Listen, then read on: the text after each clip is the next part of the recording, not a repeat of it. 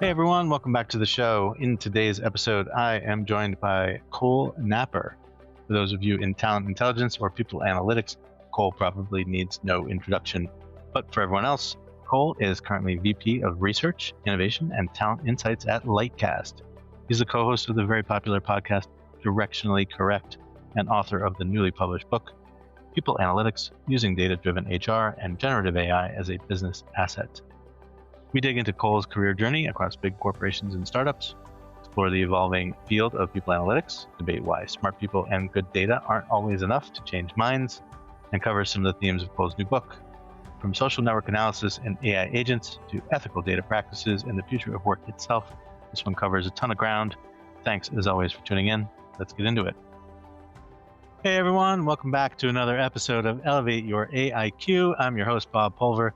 With me today, I have Mr. Cole Napper. How you doing today, Cole? Good. How are you, Bob? I'm doing great. Thanks for joining me.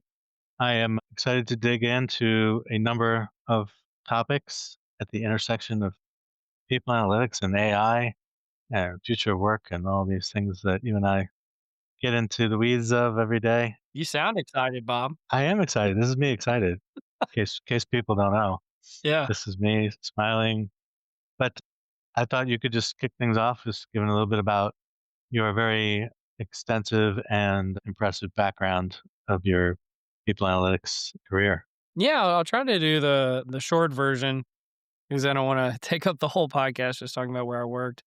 But I have a background, a PhD in industrial organizational psychology. I got out, I started doing what you might call more traditional workforce planning work. And then workforce planning sort of evolved into workforce analytics, which became HR analytics, which then became people analytics. And I've just kind of been doing that on and off in different capacities ever since, with some things like talent intelligence and labor market intelligence thrown into that as well. But largely, so worked at some companies like PepsiCo, Toyota, Grainger, Texas Instruments. I went into the startup world for a little while. Worked for two startups, one called Motive and another one called Booster Fuels, and then was actually at a people analytics startup for a little while called Orgnostic that then got acquired by Culture Amp. Then I went back into the corporate world at FedEx, led their global people analytics and workforce planning efforts, and then recently joined Lightcast back in December. So yeah, excited to be here. Excellent. Yeah, I know, Orgnostic. I remember meeting Luca back at HR Tech a couple of years ago, certainly before the acquisition. They wouldn't have been buying me dinner. But yeah, that was an exciting acquisition. That's actually some of the stuff that those guys do or did in the organizational network analysis area is really intriguing to me. And so that's a topic I wanted to ask you about as we get into this. But yeah, I forget when you and I first met. It was probably through the Talent Intelligence Collective and our friend Toby. And yeah, probably. I don't know. I always assume if I can't remember, it was because we met at happy hour at a conference. There you go. Yeah, I would say it was either that, unless you happen to have been in New York City for some of the people analytics events that Stella and Jeremy host. No, I've never been there over the years. Okay. I've always wanted to go, actually, but I've never been to one of those because I know Jeremy and Stella quite well. Yeah, they put some good events. So, and a lot of exciting things happening at Lightcast these days as well. I've made a couple acquisitions in the last year, right? Oh yeah, when there's actually some that'll be announced by the time this comes out, but I'm not going to talk about that. All right then. Fair enough. So I guess one of the things that I was thinking about as I sort of looked at your trajectory, not just that you worked at like big companies and some smaller companies, it was like the industries were very different. Mm-hmm. So I guess one of the things I just wanted to ask you off the top was like, were there things that you see in common across all of these industries? Are there notable differences? And do you have any sort of favorite industries, or are you like looking at it just from the lens that you have and it doesn't really matter what the context is? First of all, I love variety and I love problem solving. And so a new industry just to me looks attractive because it's a new set of challenges. Well, I'd say actually probably the one consistent thing, which is funny to me, is how everyone thinks they're unique. They think that they're the only ones that are having a problem. And a lot of times, whether it's, demographic shifts, which are impacting a lot of industries, or AI disruption's kind of a new one that's impacting everybody. Everybody thinks that it's only happening to them, and the reality is it's happening to everybody. So those are some of the commonalities, but I'd say the ones that I enjoy the most is when you have an organization or an industry that recognizes kind of a talent gap or a talent challenge, and everyone's rowing in the same direction. That's fun. It's when there is a lack of alignment about that it makes it more challenging, because instead of spending your time fixing problems, you're spending more time on trying to get consensus that the problems that have been identified are the real problems that should be focused on. Got it. Yeah, no, that's interesting to think about. I mean, I just thinking back and relating it to some of my experiences. I haven't bounced around as much as you have, so I think I just Nobody has. yeah, that might be true. You've got a lot. Not to mention, as we'll get into the podcast, the book, and all these other things that you do. Yeah, we can get there. I didn't even go through all of it. Yeah, we'll get there.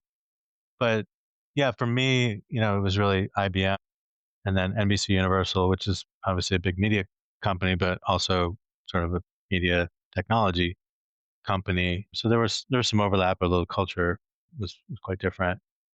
And then, pivoting into the talent space has been completely different. But it makes sense that people they think there's so much unique about the complexity of their environment, or the culture here is unique, or some of the challenges are unique, but it's sort of self-defeating, right? Because then you are less likely to go out and sort of crowdsource or do peer-to-peer sort of sharing to try to understand how have other people solved even similar problems. It doesn't have to be the exact same problem. Well, yeah, I'd say like one of the things that you find, especially at really large organizations, and I've come to really love these groups. There'll be these different consortiums that exist where you bring together the brightest minds at different organizations. So I've been a member at Conference Board, I4CP, Insight 222 has a group, Learning Forum has a group. There's one called People Analytics Consortium. There's a few of these different groups that go around, and I think that they're one of the key unlocks, in addition to things like, SciUp and the Society of People Analytics, and kind of like some of these meetup groups that have popped up around the country. But it's really great. Like the community aspect of the field, to me, is one of the top reasons why I stick around, and just the knowledge sharing that goes on. It's so people need a chance to, kind of behind closed doors, to be able to share like what are the real problems that we're facing, and how are other people thinking about these? How are they addressing them? And that knowledge sharing can go a long way in terms of not making the same mistakes that other people are making. Yeah, for sure. And it's interesting because as you're saying that, I think about some of the things that I heard, like I think it was Lou Adler talking about, he writes about like Moneyball for HR and why people aren't, or why aren't people using more data to make data-driven, fact-based decisions and things like that. And I think it was in made the comment like, we've been spending a lot of money in talent and HR technologies over the decades, and we haven't really moved the needle a lot. And that's scary to me, first of all. I've certainly observed some unsolved problems over the, 3 or 4 years I've been in the space.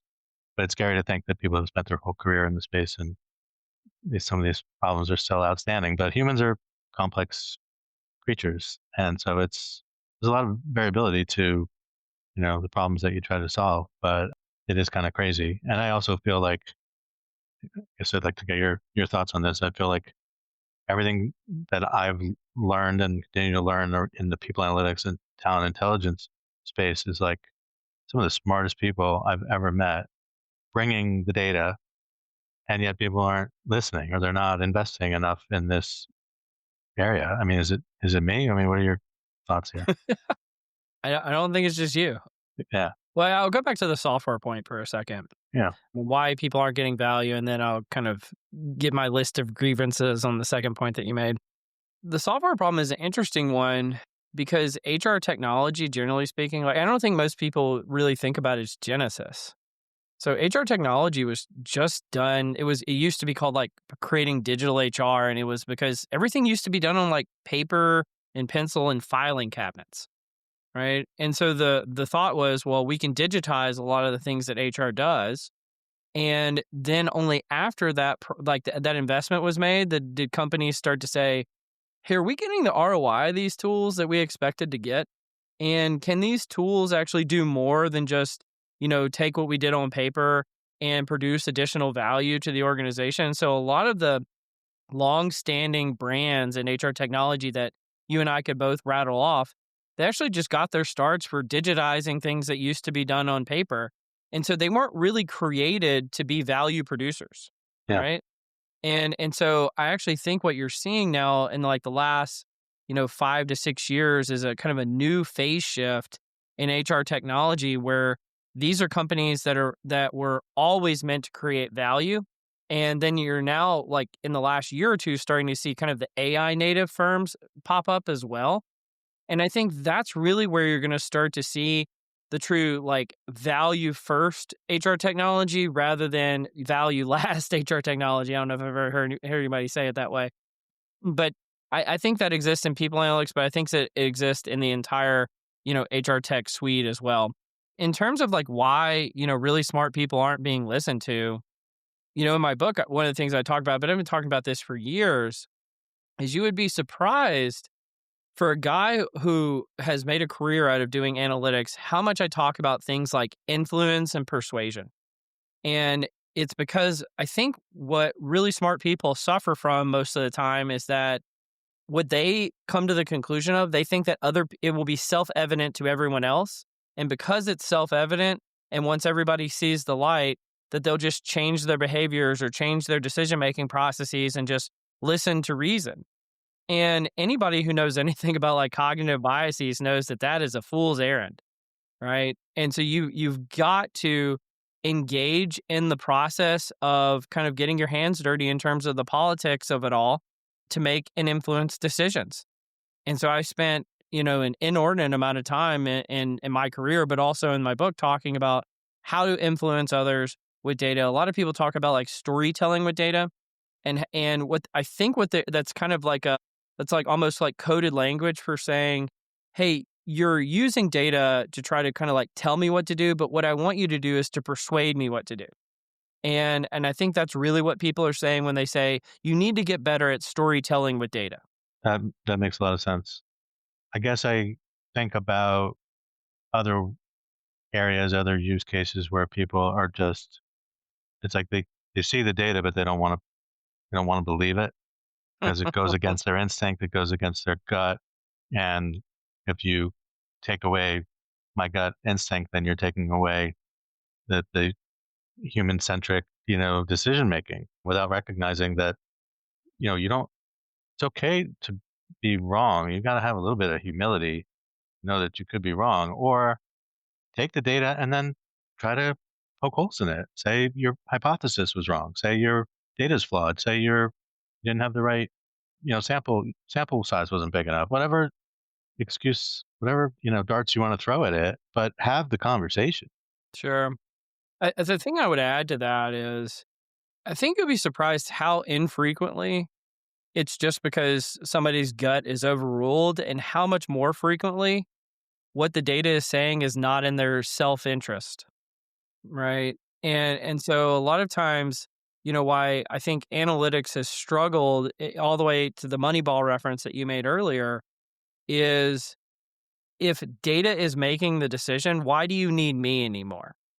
Right? And a lot of people have spent entire careers trying to get to a position where they curry enough power and influence to make decisions, and data sets to upend that power. And so I would say a lot of it comes down to self-interest rather than just the fear of being wrong, although that does happen.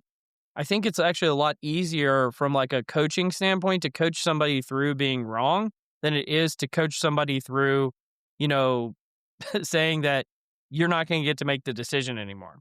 Right. Right. Well, certainly that comes up all the time with AI as a decision support kind of tool, right? And so that's a whole nother it's a whole nother conversation. I wanted to, so just talking about like, listening to other people or picking up signals or whatever. One of your podcasts, so just to acknowledge this for the listeners, you should check out Directionally Correct. It's one of the most popular podcasts on people analytics. So Cole is the host or co-host of that show. So definitely check it out. There was an episode that caught my attention that I listened to earlier this week, and it was around. I think you had Greg Pryor and a couple of people talking about. Yeah, and Kristen Lester as well. Yeah, exactly. So talking about social network analysis, organizational network analysis, clarifying the differences there, as well as social capital. I think you framed it as first defining social capital versus human capital, which I thought you guys were right on point with that. But I was always intrigued by that. I was at IBM connecting like clients to IBM research, and there were tons of great projects, maybe 10, 12 years ago, doing a lot of that work. So I'm very familiar with like Rob Cross's work, who I know you guys know and reference, Michael Arena. Have you ever been to a webinar where the topic was great, but there wasn't enough time to ask questions or have a dialogue to learn more? Well, welcome to HR and Payroll 2.0, the podcast where those post-webinar questions become episodes. We feature HR practitioners, leaders, and founders of HR, payroll, and workplace innovation and transformation, sharing their insights and lessons learned from the trenches. We dig in to share the knowledge and tips that can help modern HR and payroll leaders navigate the challenges and opportunities ahead. So join us. And so I was always fascinated by that, not just learning about how it worked and understanding sort of, graph databases and, vectoring and all of triangulating, skills to people, to roles and things like that. But also because I got to see the actual data visualizations, which, being a visual person, I was just intrigued by that. But it wasn't the visualization unto itself. It was I, as an employee, can use these tools for expertise discovery. I can use them to map how knowledge is flowing across my own personal network, my own, I think they call it an ego network. So a Bob centric network. And I can say, well, who do I need to talk to about this subject or that across the entire company, which I just thought was fascinating and amazing and super helpful. But as I learned more about the workforce and talent, I still don't understand why all of that data isn't incorporated in making talent related decisions, whether you're doing outbound sourcing on the talent acquisition side and saying, I know this resume, forget about the fact that, the candidate may or may not have written it. It's still a two-dimensional, marketing document. And I can't hire just based on that. So I'm going to go out and gather a whole bunch of other, signals, but also inside an organization. If you have that capability, I mean, you could technically look both internally and externally. Any accessible, publicly, legitimately accessible information could be used to gather all kinds of insights about people and relationships and leadership potential and conflict resolution capabilities and collaboration capabilities and all these things. And I don't see that. So I was just curious about, any maybe use cases that your, prior employers or clients had where they've actually put that into practice.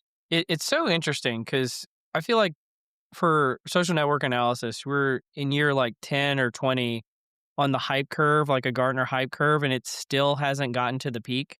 Like it's still pretty low. And the reality is the maturity of the technology has vastly exceeded the awareness of the technology. And what that does is it creates a situation where you're in where you see all these like untapped use cases.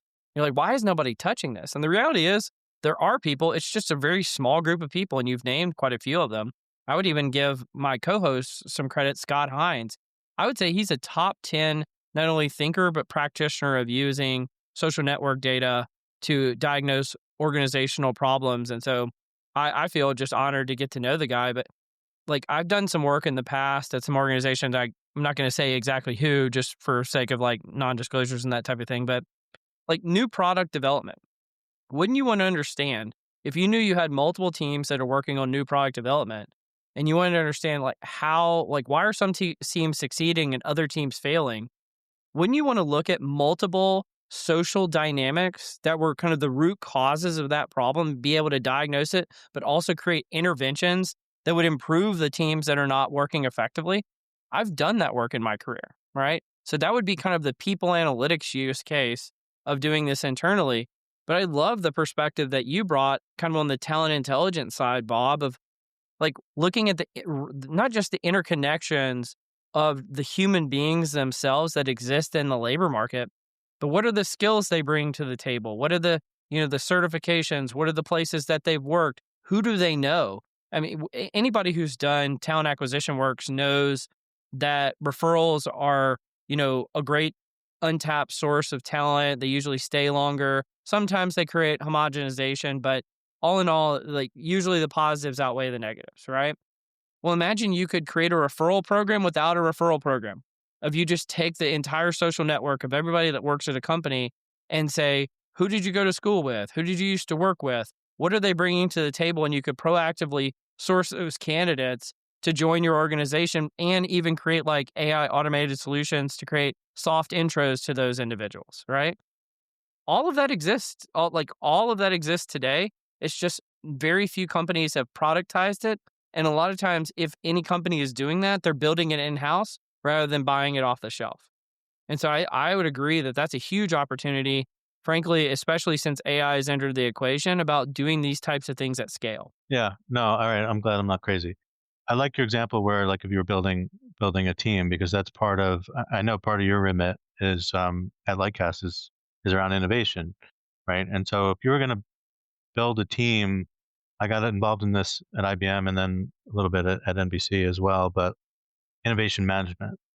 And if you're going to spin up, it's not just a matter of, is this a good idea, validating it by, knowledgeable, the right crowd, I guess you could say, and then moving it forward, finding appropriate, sponsors of the idea, where it's just going to end up. Is it going to go out into industry? Is it going to be used internally, et cetera? But it's like, I just got funding for a new idea and I needed to build a team. So I'm going to scour, again, if I was back at IBM in 2012 or whatever it was, I would use this expertise discovery system and I would say, who's worked on some of these things? If it had been plugged into like the patent database, I could see who has really gotten into the weeds of some of the core, elements of this. I could find, business and technical resources.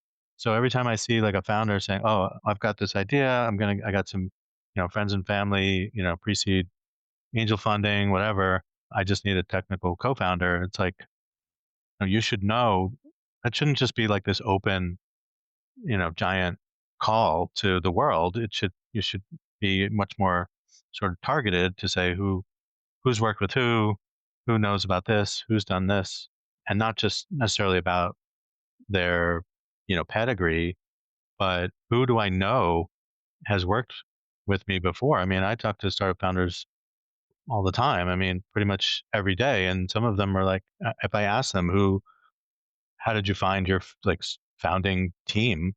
It's because, I worked with this guy at that startup and I worked with this guy at that startup or whatever. So you already have real world experience. You don't have like this 2-dimensional, a bunch of data points that you're trying to string together and put weights on and things like that. You actually have real world experience. And so I just wonder, as we move forward with AI and have even more of this capability, as well as with like synthetic data, could you actually simulate what it's like to build this team and what they'll be like when they actually do get to work together, if they get to work together? The funny thing is, every example that you've described, I've actually done projects on, which is so funny to me. Like, I even worked with a VC firm at one point because it's so funny how like some of the smartest people use some of the most low tech ways of like methods of doing things. And so it's like, yeah, why are you guys doing it this way?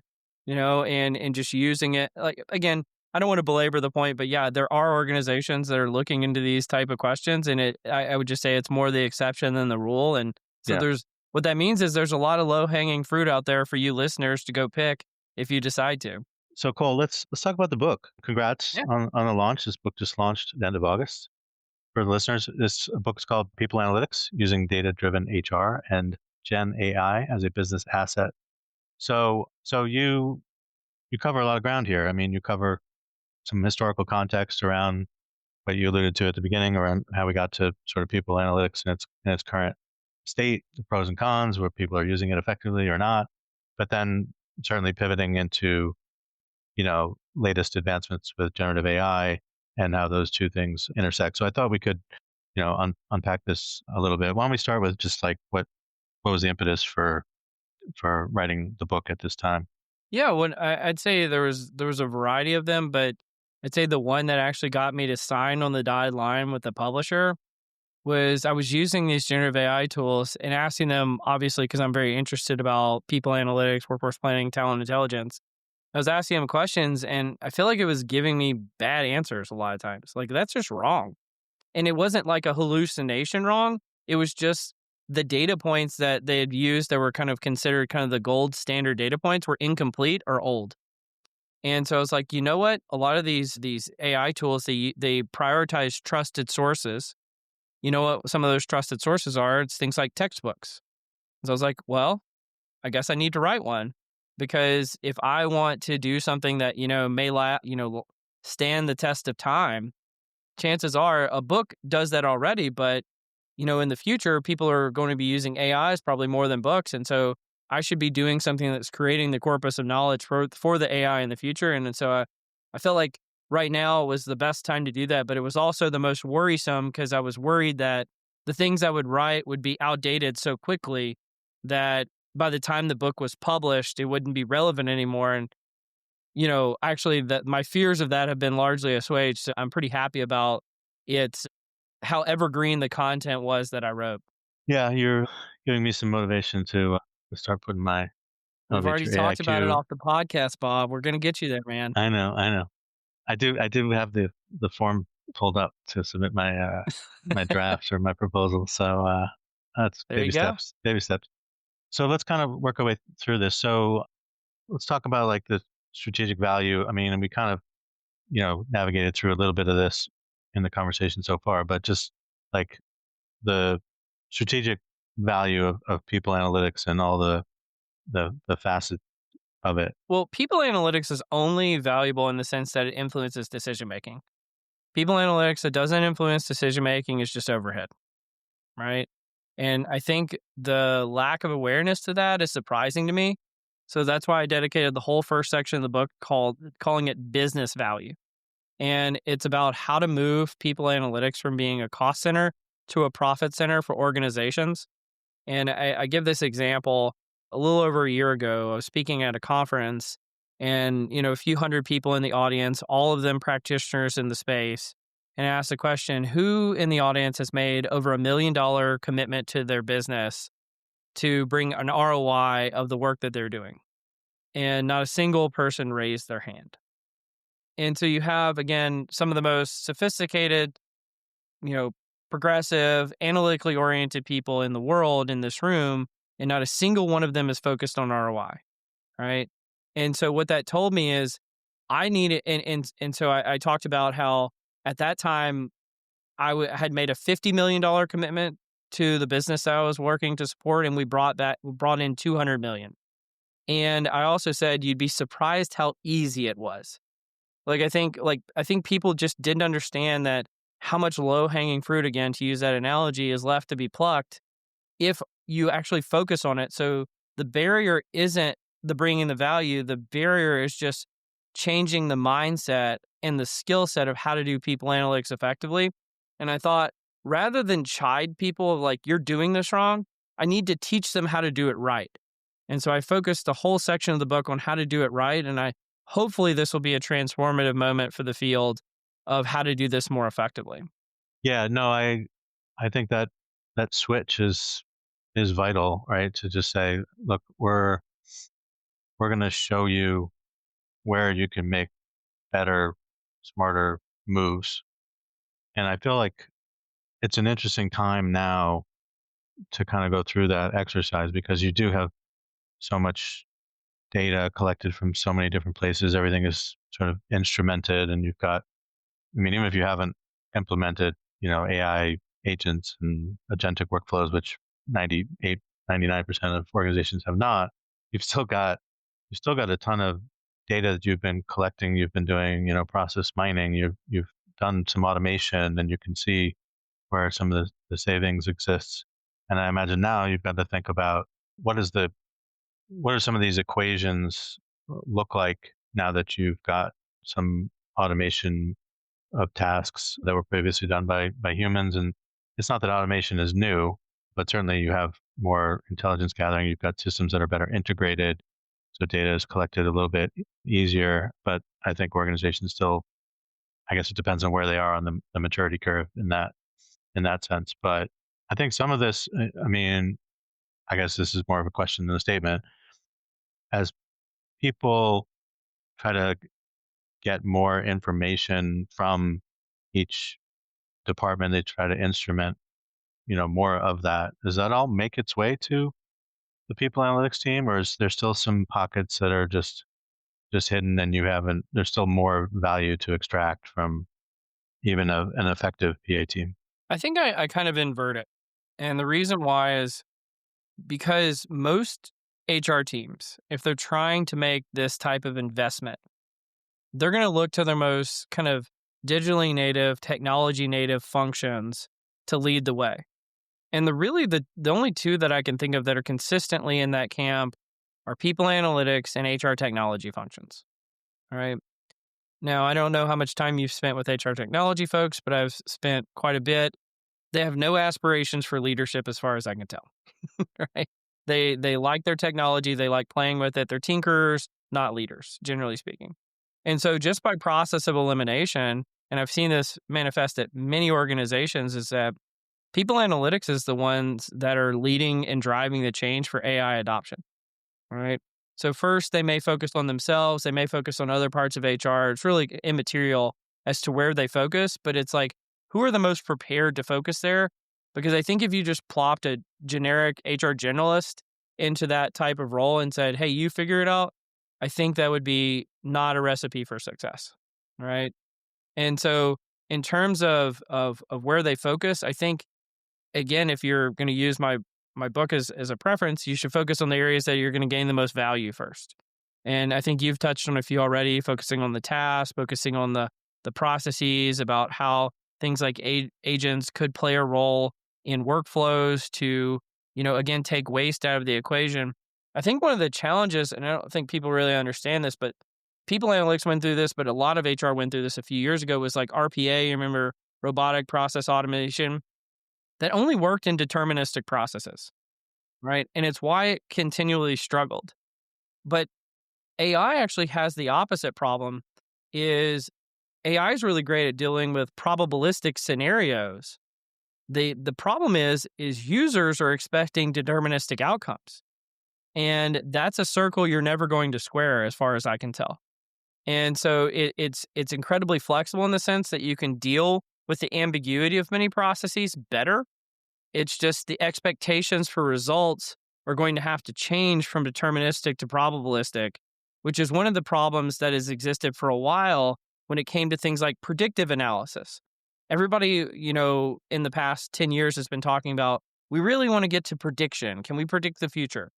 And usually that's like code word for magic. I don't think they actually understand it. What they don't understand is any kind of machine learning that's making these type of predictions is fundamentally probabilistic. And so the example I always use, just because most people are familiar, is think of like elections.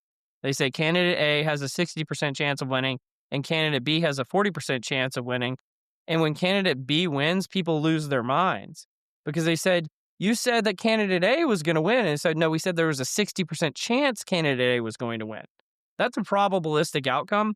Most people really struggle with that. And I think that's where the education, where folks are talking about, can we build capability and understanding data and understanding AI and HR? I think it has to start there. Is, can you educate people that outcomes are not necessarily deterministic? Well, I think people are experiencing that when they talk to their generative AI tool of choice as well, right? Yeah. But yeah, I guess one of the things, I know you mentioned you have a a piece on like quality of hire in the book. And so, I mean, certainly we can talk about that specifically because I know people are still trying to get their arms around that. Not everyone measures it the same, but they know it's important. Our friends at Crosscheck are coming out right now with some the quality of hire index. So I'm curious to check that out. I think that's coming out tomorrow, maybe. Yeah, they've been talking to me for years. I know those people quite well. Yeah. So that one's really intriguing to me, and the debates over whether TA talent acquisition should have any ownership stake in that measurement, but more broadly about like talent metrics. The use case podcast is where technology vendors get to talk about themselves. And it's a wonderful place for vendors, investors, and practitioners to listen to the story of the solution, the features, the benefits, the attributes, etc. And we get to know the CEO or founder during the call, and we also get to know the tech. So subscribe to the Use Case podcast. Is people analytics in the position where if they were being listened to, that they could say, like, maybe you should actually measure this, like this would show more value, getting again to not necessarily more profitability, although that could be indirectly influenced, but if you do a better job hiring in general, and you incentivize people with these particular metrics that you're not tracking now, we'll be in a much better sort of strategic position. Tenures will go up, engagement will go up, those kinds of things. Or is that just putting too much on your plate? No, I've done a ton of that work in the past. Yeah. Okay. I would say where people sometimes go wrong with quality of hire and some of the measures that you mentioned is they confuse leading and lagging indicators.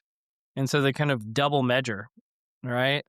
Like, so retention will be like a leading indicator, but also a lagging indicator. So you can't have it both ways, right? And so one of the things that I say with quality of hire in particular is I'm very bearish on quality of hire definitions and very bullish on quality of hire frameworks. And what I mean by that is I think everybody's looking for one ring to rule them all of like the best quality of hire definition. And I think that's a fool's errand. And I would say a quality of hire framework of saying, okay, you've got a few components like how long does a person need to be in role before you measure it? Is it just assessed by the hiring manager, or is it assessed by objective criteria or subjective criteria? Is it assessed, via things like retention, or is it a cultural fit? Or is it a demonstration of skills? Is it getting to a certain level of productivity? And if you can outline all of the characteristics that are necessary within a framework, then the definition comes much easier. But it's when you try to shove a definition down people's throats that's when people recoil from it because they say, yeah, but that applies over there, but not to me. And so I've worked at organizations that sometimes have multiple definitions depending on different segments of the business, just trying to make sure that it was relevant to that segment of the business. That's helpful. This is sort of the meat of where I wanted to get into, just because I think it's a fascinating, you've got these two worlds sort of colliding with people analytics and generative AI. And some of the use cases. Certainly I've seen some of the people analytics vendors, sort of bolt on some generative AI capabilities. So you could do like, a natural language, query on the data, just a different way of interacting with the data and the system. And maybe it tells you answers to things that you didn't even know to ask. I don't know if they're there yet, but it's certainly a much more compelling, user experience for someone to go in and be able to do that and basically make some of what a people analytics team would typically provide and make that available to, the average user. Am I oversimplifying that, or? No. Okay. I think what some teams are doing, and I do think that they're struggling with this too, is overlaying generative AI with like machine learning techniques like anomaly detection. So what you don't want is you have to find this like happy medium. And I think this is really a struggle. And frankly, I think they need to overlay a reinforcement learning algorithm on the back of it to train the AI of what to share and when to share it and when not to. And I think the companies, if they are investing in that space, I'm not aware of it, but if they are, I think that's the winning strategy. Because what you want to do is you don't want to go to a manager and every day ping them 50 times to say, we detected 50 anomalies in your data. Have you seen that this area over here had 1% uptick in whatever? But you also don't want to ping them once every 3 months when there's a fire that's happening once a week. And finding that happy medium via machine learning without human input is a very big challenge, right? And then you go a step beyond that. So it's not just the anomaly detection. It's not just servicing the insights and frankly pinging people and trying to make sure it doesn't turn into spam, which it can do very quickly. But it's also giving the prescriptive insights of what do you do about it? And making sure that when you're providing those prescriptions, there are no hallucinations, that you are giving, core sources of data. And that actually requires creating things like a corpus of knowledge that is considered, again, those trusted sources I mentioned earlier, and that it can only pull from the corpus of knowledge and give things like direct quotes rather than inventing insights, where you could get into that slippery slope, scary territory. And so I think whoever figures this out will be the leader of the pack in that community. But as far as I can tell, no one's figured it out quite yet. I think some have focused more on kind of like the data side of the equation. Others have focused more on kind of, you might call them chat bots or Slack integrations or that type of thing. But in terms of holistic, what I would call a solution, I have not seen a full solution yet in the marketplace. Okay, that's interesting. Yeah, I would imagine we'll get to that point. But yeah, obviously we gotta, especially in this space where you are depending on, you're relying on these solutions, right? So you do need to make sure that everything you're getting is as accurate as it can be. And so, I mean, I know I've questioned, even when I'm using a custom chat GPT, it'll pull up stuff. Even the one I created to support this podcast, I've asked it to do some things, and I see it going out to the internet, and I'm just like, no, I don't know where you think you're going. No. Yeah, I don't know where you're going. The transcript is your only source. Okay, that's it. So I've had some experience. But when you talk about the average user and giving them a sort of self-service, analytical capability like that, you do need to be really careful, because you will run into people who just are going to take everything at face value, and if they don't know the domain, then all bets are off. So you really got to buckle that down. What are some of the other sort of intersectionalities that you highlight in this particular section of the book with like Gen AI and people analytics? Like, where do you see this going as one of the questions? Well, I think one of the chapters that I was actually least excited to write ended up being my favorite chapter, which is the one about data infrastructure, like how to get your data in order to be AI ready. And I think that is such an interesting component, because most data warehouses have things like raw data within them and a header and maybe some metadata as well. But what they lack most of the time, where AI is really going to thrive, is logic and context information. So like actually putting things like calculation definitions into the metadata for describing a field, and then just explanations of what the field is, a data definition, but also saying it might be used for the following things. Because essentially what you're doing is you're baking into your data infrastructure the logic and the context to allow AI to act independently without needing to explain to it to what to do, because the data itself explains the data to the AI. And I think that is a key unlock that most organizations are not investing in. And so what I've been saying recently is, if I had 100 incremental dollars to spend on AI in the future, I would be spending $95 or $99 of that on data infrastructure and getting the right data in the right place, and $1 to $5 on an AI wrapper. And I think organizations and kind of what I've been calling V1 of AI have been doing the exact opposite of that. And I think V2 of AI, where you're going to actually start to see promising applications that do real things, because V1 has been a colossal failure. I know you have seen this, but I think for V2 to be a success, you're going to have to get the right data infrastructure. And frankly, I think it's exciting to do that. And in the past, if you know anything about me, you know that data infrastructure is like my nemesis. And so for me to say that is exciting is a huge unlock that I don't think we've seen before. Yeah, no, I'm really glad you brought that up. That's definitely out of my territory. I mean, I talk to people all the time about the need for, trusted data, and I think about, the provenance of the data quality, and I've certainly done my fair share of that work and IT projects at IBM and NBC.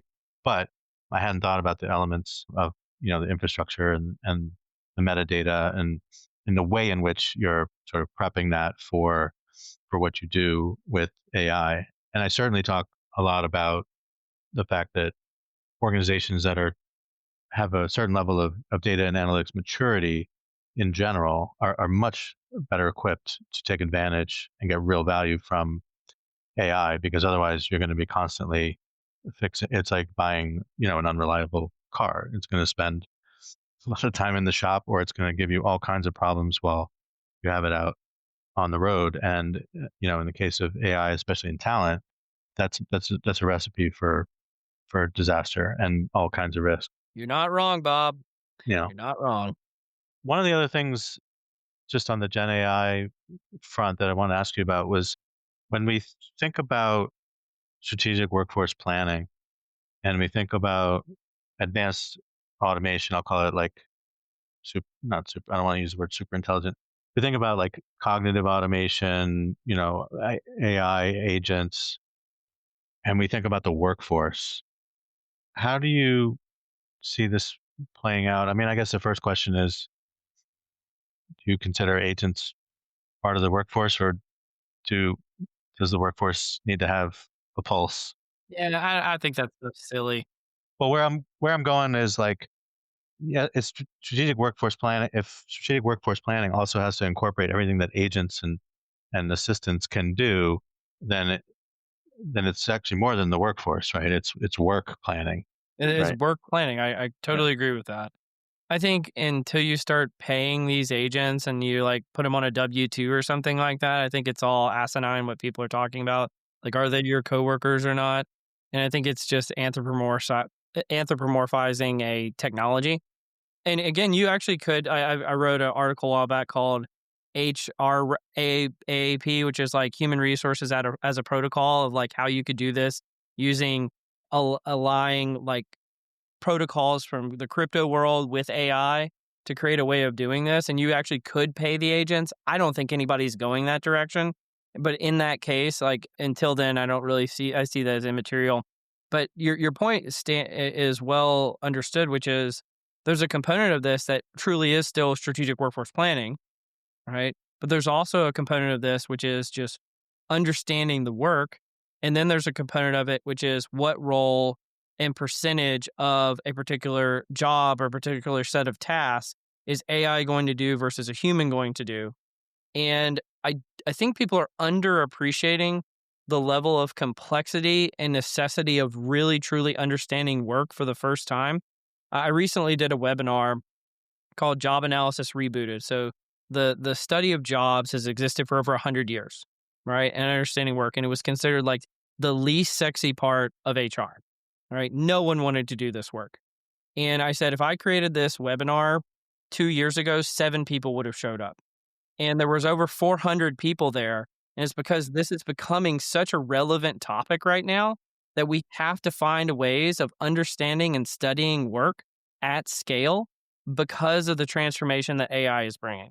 No, I've seen tremendous interest in that whole area, understanding work redesign, understanding is skills-based hiring, the right approach. How do you pull tasks into that? Yeah, it's fascinating to see people try to like model this out. And I mean, I hope some of these methodologies and things are truly helpful, because as we talked about before, I just see a lot of people struggling or just trying to regurgitate, slap a new label on some approach that's been tried before and was not successful. But there's a lot at stake right now, right, with what's going on in the labor market, which is concerning. I mean, I'm concerned about the current workforce. I'm concerned about the future workforce. So this is like really, really important work that you're doing.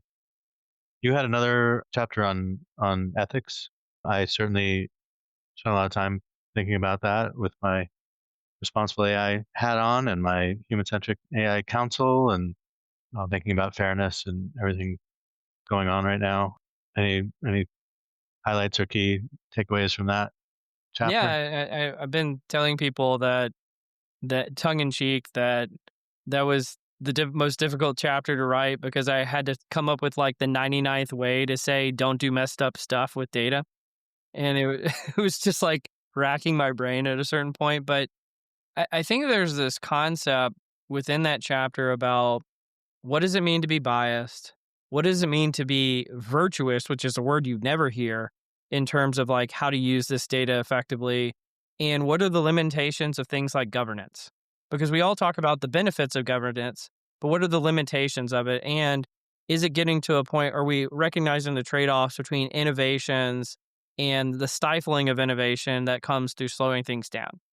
And so there's a famous Latin phrase that I'm not going to try to butcher here, but it's translated into who will watch the Watchmen. And so fundamentally, if you're giving people access to, and frankly, technologies now with AI, to your most private of private information, right? About your employees, about your customers, about yourself, frankly, sometimes. And that is a position of trust. And frankly, there's no one around to watch people most of the time when they're doing this type of work. And so the phrase, who will watch the Watchmen, is very important. And this is why I bring up things like virtue and the role that virtue plays in people analytics. Is like, they always say character is what you do when no one is watching. Well, no one's watching when people are doing these types of things. And so fundamentally, you have to bring in people who are always trying to do the right thing. And so I always say there's an asymmetry of power in between how you use this type of data between an employer and its employees. The employer will always have more power, right? And so it is incumbent upon the people that are in this position of confidence, that are in this kind of priestly caste of individuals that are dealing with this data, to balance the scales to make sure that things stay level between being employee advocates, but also doing what's right for the employer. Because if employers have their way, sometimes they will imbalance those scales in very unethical ways. And so someone has to kind of guard the castle against that. No, that's awesome that you covered that. I certainly get similar questions when I was dabbling in the AI audit and assessment space. I definitely heard the question more than once: who's auditing the auditors, or who's sort of deputizing you folks? Because anybody can say they're an auditor. There's no standards. There's no specific certification, anything like that. So valid question. As we wrap up, Cole, any particular trends that we should watch out for? Any predictions, I should say? I always say I don't make predictions. I just make deductions. Okay. And so I just look at where the evidence is pointing, and I say, well, that's the most likely outcome, but I try not to make vast projections. Funny kind of side story. Before I joined my current job, is I wasn't even an employee yet, and they did kind of a for funsies article about like, what are your 2025 predictions for the year? And so I just wrote a bunch of stuff because I just thought it was funny. And turns out people actually read that stuff. And so a few of our customers actually brought me in, and they're like, why did you say this? And I was like, so funny. I'm not going to do that for 2026, I promise. And so I've learned my lesson on giving predictions that without thinking very much about it. That's really funny. Well, yeah, I mean, hey, you're a household name now, so you can't just throw your words around, right? Yeah, not so cavalierly, at least. Exactly. Well, Cole, this has been awesome. Thanks so much for joining me. This is a great discussion. Congrats again on the book. I will definitely put a link to that in the show notes of the episode. Any other parting words? I just want to say thank you to you, Bob. I'm loving what you're doing. I'm rooting for you from the sidelines, and I really appreciate what you're doing. And I hope all of your audience mails into you via paper mail that you need to write a book. So get in the mail line and tell Bob he needs to write a book. Much appreciated. Much appreciated. Yeah, I could use the nudges. But no, thanks again, Cole. And thanks everyone for listening. We'll see you next time.